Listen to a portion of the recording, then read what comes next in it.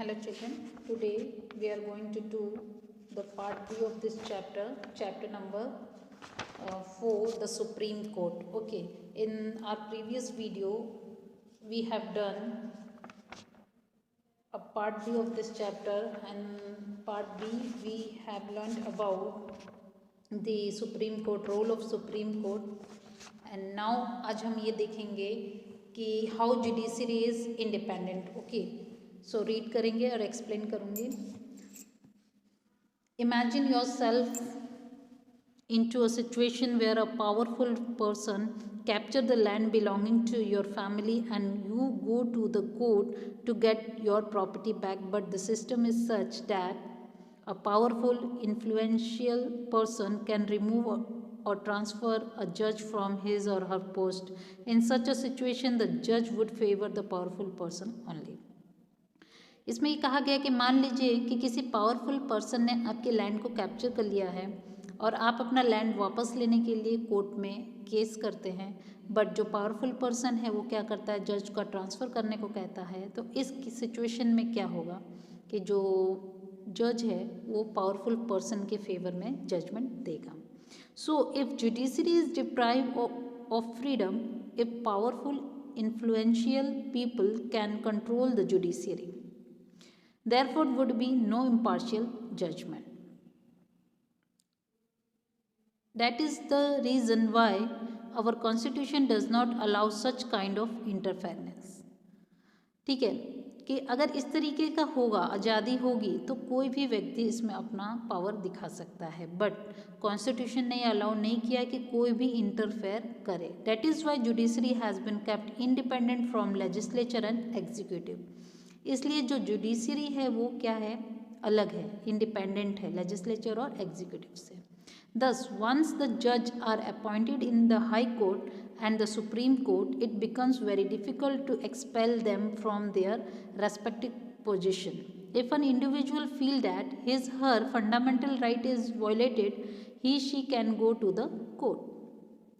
अब supreme court या high court का जब कोई जज अपॉइंट होता है तो उसके लिए बहुत डिफ़िकल्ट होता है उस पोजीशन को होल्ड करना, क्योंकि बहुत ही रिस्पॉन्सिबिलिटीज़ के साथ उस पोजीशन को होल्ड करना पड़ता है.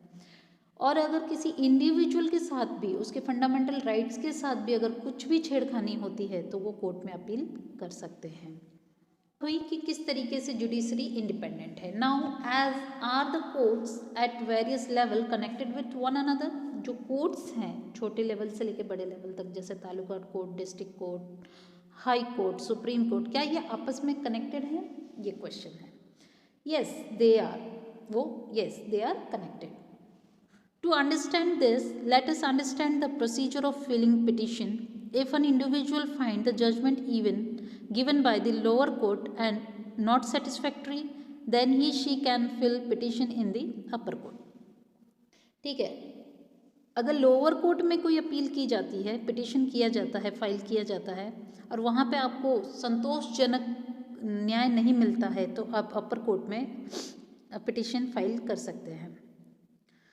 To understand this concept, let's discuss a case. There were few houses in the southern direction where Ratlam municipality had constructed road. Behind this house was an old road leading to the government college. ठीक है, अब इस case को समझने के लिए किस तरीके से आपस में कनेक्टेड हैं तो हम एक चीज़ देखेंगे कि एक केस है रतलाम म्यूनसिपैलिटी का, जहाँ पर कुछ हाउस बने हैं जिनके पीछे behind of this houses was an old road, ठीक है, to the government college. Near the junction of the old and new municipality road can a culvert of dirty water. अब जो न्यू रोड है, junction जो है new municipality road और old road, उसके बीच में क्या होता है, गंदा पानी बहता है. Industries release dirty water infested with chemicals in this culvert. अब इंडस्ट्रीज जो है अपना गंदा पानी इसमें छोड़ती है.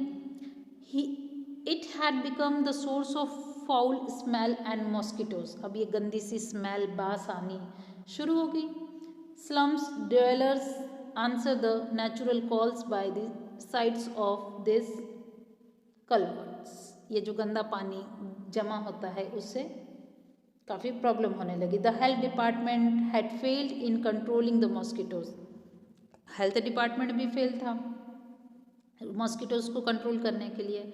The resident had repeatedly written application to remove the dirt around it, but the health department failed to take care of it too. As a result, the resident appealed in the taluka court. ठीक है, अब health department तो काम नहीं कर रहा था, तो रेसिडेंट्स जो थे उन्होंने क्या किया, तालुका कोर्ट में अपील कर दी। अब देखिए, अब जो अपील की वो किस तरीके से हुआ। पहले उन्होंने तालुका कोर्ट में किया, फिर डिस्ट्रिक्ट कोर्ट में, हाई कोर्ट में, फिर सुप्रीम कोर्ट में।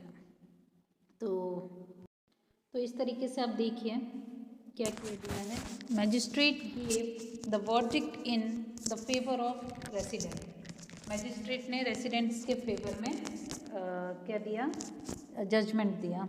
Judgement verdict by the taluka court, municipality and town improvement trust have failed in their duty to maintain cleanliness. Both the institutions are ordered to cleanse the place with immediate effect. Within 15 days, the work of a closed drainage should be completed. The municipality challenged this verdict in the Ratlam district court. अब municipality ने क्या किया, district court में appeal किया, क्योंकि taluka court ने उनके favour में दिया। तालुका कोर्ट ने जो जजमेंट दिया वो किनके फेवर में दिया, रेसिडेंट्स के फेवर में, और 15 दिनों के अंदर ही जो गंदा पानी ड्रेनेज का था उसको बंद करवा दिया गया। अब जब रेसिडेंट्स के फेवर में आया तो इन्होंने क्या किया, रतलाम जो इंस्टीट्यूशन है उन्होंने डिस्ट्रिक्ट कोर्ट में पिटिशन डाला। The judgement of the taluka court is declare to be unfair, और ऐसा कहा गया कि जो जजमेंट था तालुका कोर्ट ने दिया वो अनफेयर था।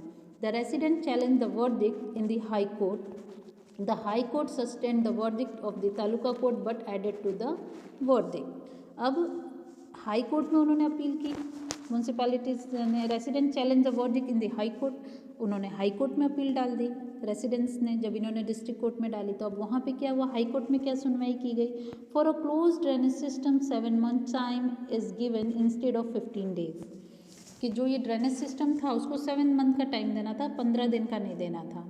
The pits should be filled with soil to stop the water accumulation and mosquito breeding.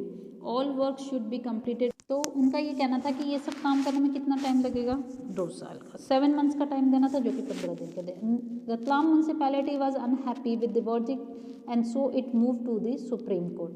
अब हाई कोर्ट ने जो जजमेंट दिया वो क्या हो गया, सुप्रीम कोर्ट में ये लोग चले गए। जो इंस्टीट्यूशन थे वो फिर भी सेटिस्फाइड नहीं हुआ, म्यूनसिपैलिटी जो थे।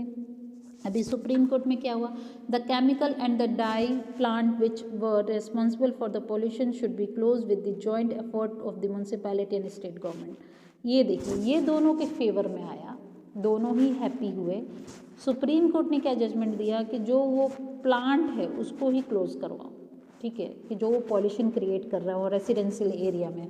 तो ये म्यूनसिपैलिटी का जजमेंट, म्यूनसिपैलिटी के फेवर में भी जजमेंट आया जिससे वो भी एग्री कर रहे थे। सो चिल्ड्रन, इस तरीके से मतलब दोनों ही साइड फेवर, उनके मतलब न्याय मिला, दोनों ही पक्ष को न्याय मिला। ओके, ऐसा नहीं था कि उनको एक को न्याय और एक के साथ अन्याय किया गया। तो ये प्रॉपर एक जजमेंट होता है। सो चिल्ड्रन, यहाँ पर इस वीडियो में हम आज यहीं तक देखेंगे, नेक्स्ट वीडियो में चैप्टर को कंटिन्यू करेंगे। Thank you.